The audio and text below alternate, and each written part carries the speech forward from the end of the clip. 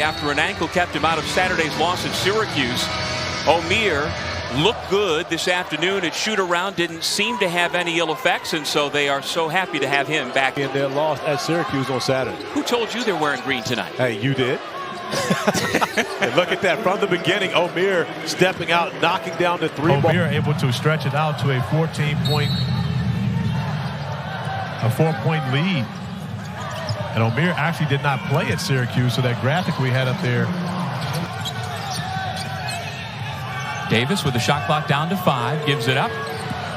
Roper attacks. Nice pump fake by Roper, attacking baseline. Talked to the coaching staff about his usage rate, and it's a lot they have put on the young man's shoulders, and he's of course going to say, give me more. I want more minutes, I want more opportunities, and they're hoping that he learns from it. And it seems like he has, as you pointed out, Corey, that as the season has gone on. And a turnover turning into a 3 for Davis on the other night. Back-to-back turnovers for Wooga Poplar on the offensive end. By the way, that was just the 4th made 3. 14 Canes on top with Corey Alexander. I'm Doug Sherman. Shot clock down under 3 as Shrewsbury puts it up. And the follow slam by Tay Davis. And Tay Davis, I believe, got away with one. That looked like it was still. By the way, during that break, they took a point away because Tay Davis's corner jump shot was a 2, not a 3 a couple of minutes ago. How about Norchad Omier? Already in this one, after missing the game on Saturday at Syracuse, he has had a positive impact getting back into the lineup. Burton puts it up and in. This is the pace Miami would prefer, up and down, as opposed to Notre Dame trying to make it a half-court game. Nigel Pack. Boy, he has range for days. Watch this one. Nigel Pack is not a good shooter. He is an elite shooter. You see the crossover, bringing it right to left, and then Pack. The defenders left him to shoot, and that's a mistake. Shrewsbury's been shooting well last couple of weeks. Can't get a shot off. Now it's up to Burton to create. No problem for number 3 in green. He is absolutely capable. And you cannot forget Chris Thomas, who was elite as a freshman for the Fighting Irish. But Burton, they eventually got it there, just couldn't get the shot to fall. But a number of good looks. And it's been a good offensive first half for Notre Dame thus far. 24 points for them, still 6 minutes remaining. And they've been able to knock down their threes. Omier, one-on-one, and he throws it down. Take a look at this and think about SportsCenter tonight. In the 2 years that we've had him in the ACC. 13 points, now going for the steal. And here comes another throwdown for number 15. No worse for wear. Brilliant in that first half. 20 points. Several highlight reel slam dunks behind Lynn Kidd, and you can see why. When he shoots it that efficiently, he's off to a quick start here tonight with 15 points to lead all scorers. Condensed over Omier. Great response out of the timeout. Yeah, before that, Corey, the Irish had missed 9 of its last 10 shots. Coming out of the timeout, they get a good look. Not as good as that one. 3rd straight dunk for Norchad Omier. But Norchad Omier has had 3 consecutive dunks. A beautiful find. Burton lines it up. That's just too much space. Buries another one. He's got 11 points. You cannot give him that much space. George, but on the other end, Markus Burton is ready to duel. Knocks down another 3. Canes up 3. Chance to tie for Notre Dame. Not off of the turnover, though. Bensley Joseph right to the rim, and the natural southpaw leaves it in.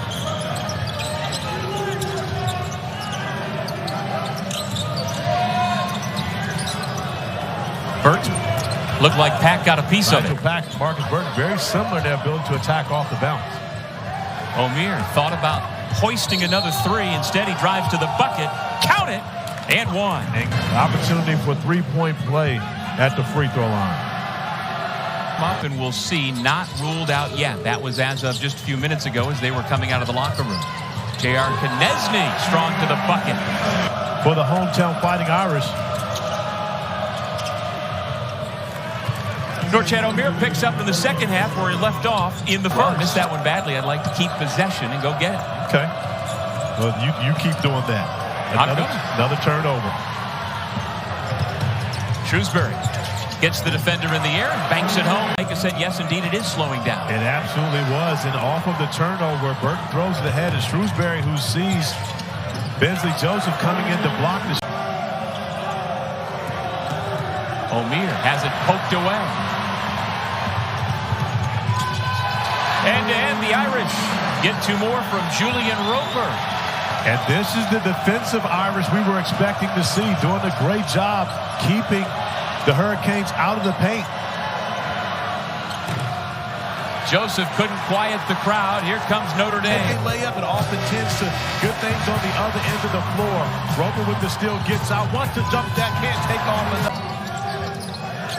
Burton thought about it. Back to Shrewsbury for 3.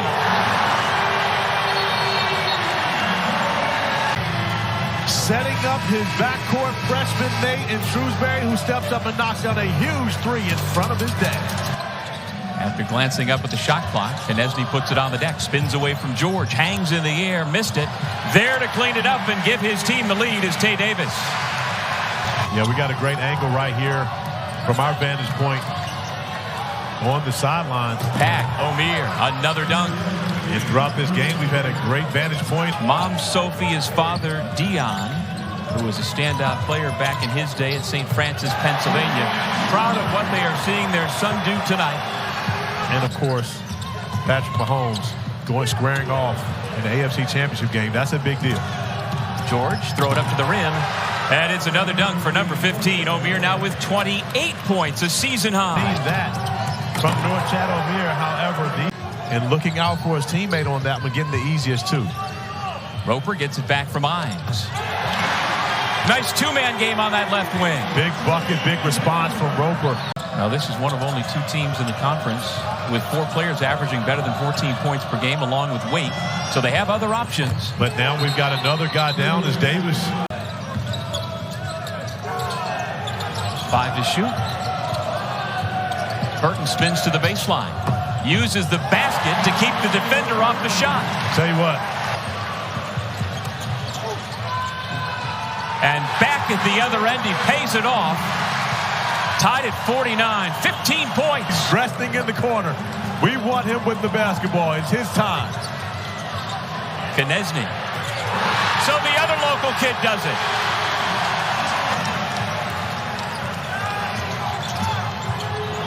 Burton tried to split the double team. Omier comes away with it.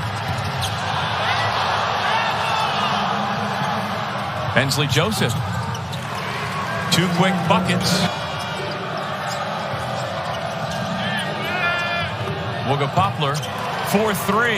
A huge shot for the Canes, who take the lead once again at 54-52. Stepped up at a big time and a shot that his team needed to regain the lead. 54-52. In a very long time, one of their 2 ACC wins, the other at Georgia Tech. Well, the Notre Dame defense has held every one of its ACC opponents under its season average this year.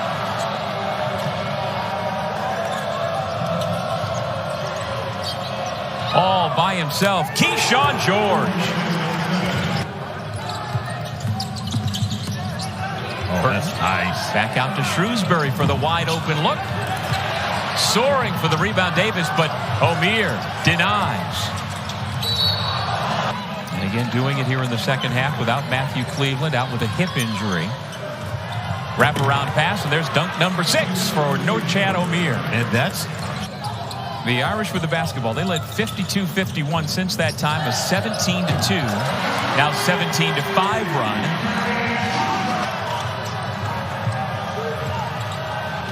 Pressure handled nicely. Poplar brings it out. Joseph for 3. That might do it. 85%, told you 80%. As we take another look at this big 3 by Joseph early in the shot clock. And Wooga Poplar, now you're really working with something as you continue to recruit and bring in some young pieces. Condensed. Good looking stroke. If Burton fouls, he fouls out. Kyshawn George for 3. I believe that could be the dagger. Norchad Omier becomes the first Cane with 30 points and 10 rebounds ever in an ACC game. Wow. 33 to lead all scorers and an impressive pushback in the second half without Matthew Cleveland to beat Notre Dame 73-61.